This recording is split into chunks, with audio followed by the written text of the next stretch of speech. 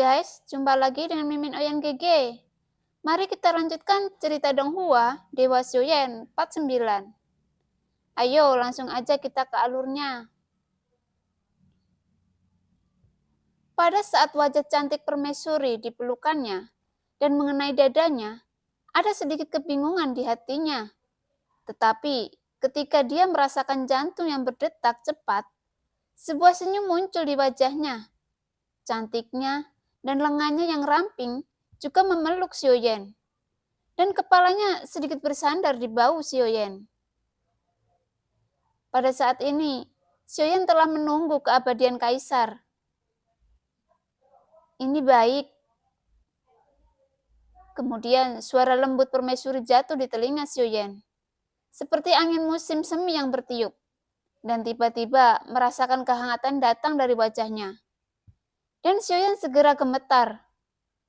Lalu dengan cepat mereka berpisah.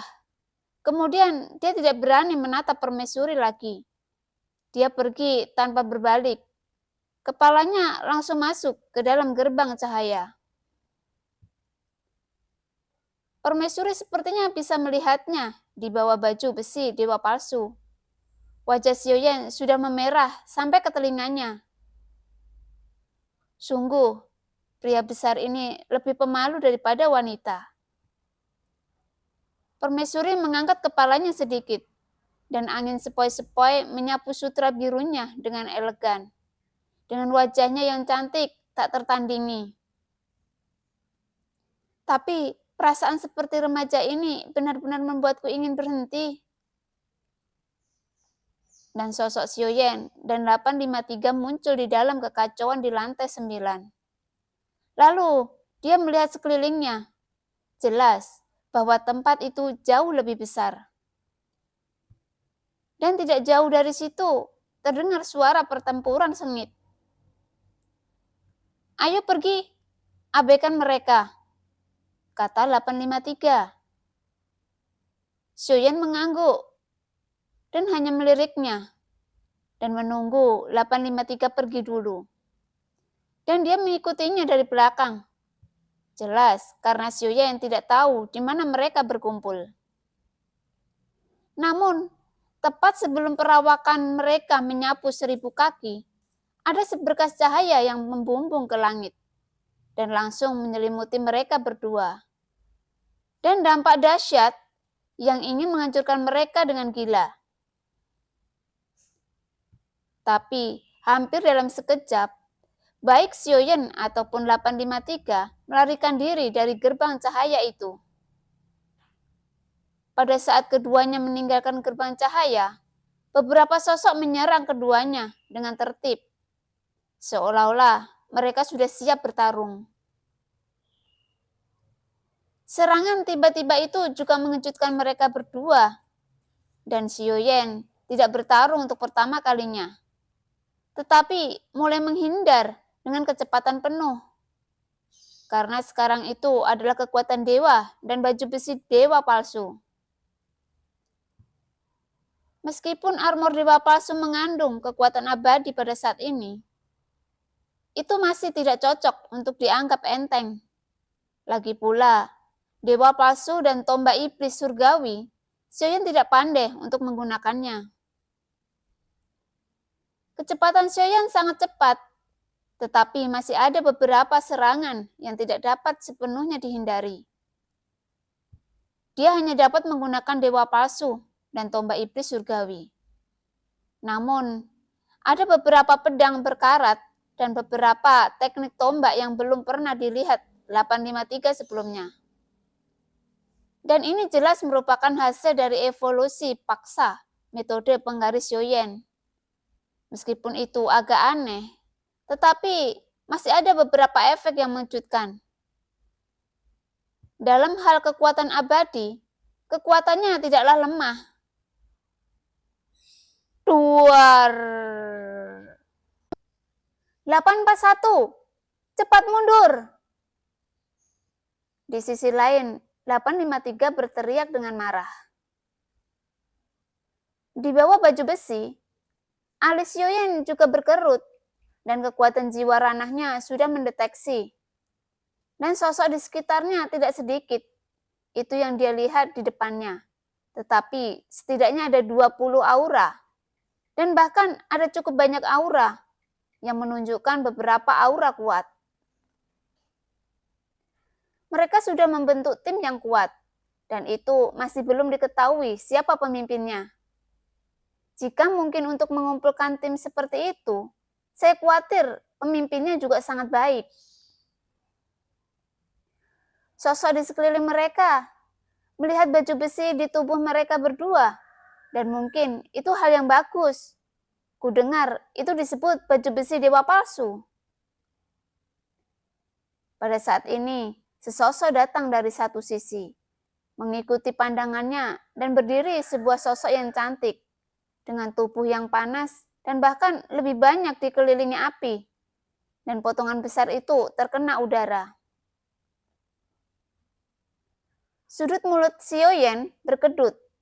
Ini tidak lagi seksi, melainkan kelainan sejati. Apa yang dia kenakan pada dasarnya sama dengan tidak ada apa-apa. Jelas, dia adalah pemimpin dari 20 orang ini. Dan dia juga seorang wanita, memegang rantai besi, dan sudut mulutnya terangkat. Dia bajingan. Semuanya, bunuh dia, dan biarkan Losu melepaskan semua armor yang ada di tubuh mereka. Wanita itu bergumam dengan marah. Ketika dua lusin orang telah mengepung Xiaoyan dan 853, dan pada saat ini, ada sebuah formasi besar yang telah terbentuk di atas mereka berdua. Dan paksaan yang kuat datang ke arah mereka. 841, aku akan melindungimu. Cepat bergegas keluar. Kamu harus pergi ke tempat 817 dan 830. Lalu 853 datang di belakang Xiaoyan dan berteriak dengan suara rendah. Xiaoyan tersenyum pahit ketika mendengar ini. Lalu berpikir, karena dia tidak tahu lokasinya, terus bagaimana dia bisa menemukannya? Tidak, 853, kamu yang harus pergi ke mereka. Aku akan menutupi jalan. Xiaoyan menggertakkan giginya. Pada saat ini, dia mungkin juga berpura-pura menjadi orang benar dan berteriak dengan marah. Aku di sini untuk berlindung. Dan tidak ingin ibu mertuaku tahu. Kita tidak akan bisa pergi dari sini. Lalu 853 berteriak lagi. Dan Xiaoyan tersenyum kecut. Dia ingin pergi, tapi kali ini dia mungkin tidak dapat menemukan 817 dan 830 seperti yang dikatakan. Dan mungkin diperkirakan 853 akan terbunuh di sini. Pada saat itu, tidak ada yang akan memaafkan dirinya sendiri. Dan mudah untuk menduga bahwa kematian 853 sudah ada di pikirannya. Itu tidak bijaksana baginya untuk pergi sekarang. Dan jika 853 yang pergi, meskipun ada banyak orang dengan kekuatan Xiaoyan saat ini, dan klan dewa asli dan penambahan armor dewa palsu. Dalam waktu singkat, mereka masih tidak ada hubungannya dengan Xiaoyan. Dan Xiaoyan perlu berkultivasi sekarang. Berjuang, bertahan adalah pilihan terbaik. 853, ini adalah perintah. Aku akan menahannya. Cepat pergi dan bawa seseorang. Xiaoyan berteriak dengan marah. Dan dia tidak tahu apakah nomor itu mewakili identitasnya. Jadi dia mungkin juga ingin mencobanya sekarang. Tetapi cepat pergi. Xiaoyan berteriak, namun setelah 853 berhenti, dia hanya bisa menggetakkan giginya dan menepuk dadanya. Kekuatan abadi yang kuat meletus. Dua lubang muncul di belakang baju besi dewa palsu. Dan kekuatan abadi berubah menjadi kekuatan yang kuat, menyembur keluar. 853 berubah menjadi bola meriam dan tersapu dengan keras. Xiaoyan juga bergegas keluar. Terlepas dari armor dewa palsu dan tombak iblis surgawi di tangannya, melambai secara acak untuk menutupi 853 keluar dari pengepungan. Xiaoyan tidak menahan diri, dia juga menggunakan sejumlah besar. Dengan kekuatan abadi di baju besi dewa palsu, dan kekuatan pertempuran yang meletus juga luar biasa.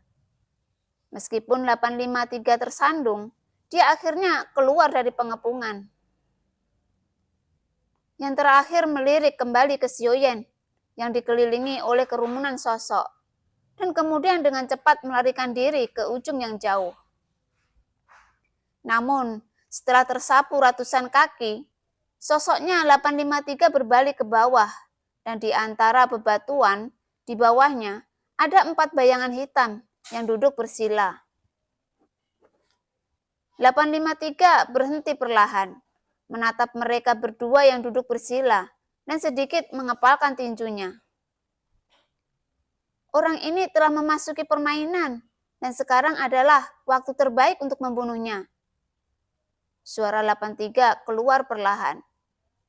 Jika Xiaoyan bisa mendengar suaranya saat ini, itu jelas akan berbeda dari perasaan naif yang dia miliki sebelumnya. Suara rendah dengan kehadiran yang tenang dalam ketenangannya. 4 sosok yang duduk bersila berdiri dengan mengesankan. 2 dari mereka mengenakan baju besi dewa palsu, masing-masing dengan nomor 817 dan 830 di lengan mereka.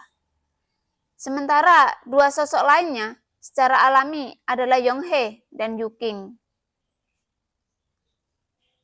Ayo pergi dan melihat-lihat, kata Yonghe. Semua orang mengangguk, dan saat mereka hendak pergi, Yonghe tiba-tiba berhenti. Tunggu sebentar, mari kita lihat bagaimana dia akan menyelesaikannya jika dia tidak pergi.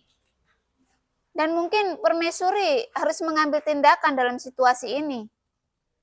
Tetapi jika dia memusnahkan 20 orang ini, kamu harus terus bertindak. Apa kamu mengerti? Yonghe menatap 853 dan berkata perlahan. Omong-omong, semua orang akan pergi untuk menonton pertempuran itu. Akan tetapi Yuking terkejut ketika dia berbalik. Terlihat dadanya bergelombang dan bergetar berlebihan. Dia mengangkat kepalanya dan pupil matanya tiba-tiba menyusut. Aku khawatir, aku tidak bisa membiarkanmu berakting lagi. Sekarang aku benar-benar tertekan. Dengan kemampuan aktingmu lebih baik dariku. Di udara, sosok gelap berdiri dengan wajah cantik.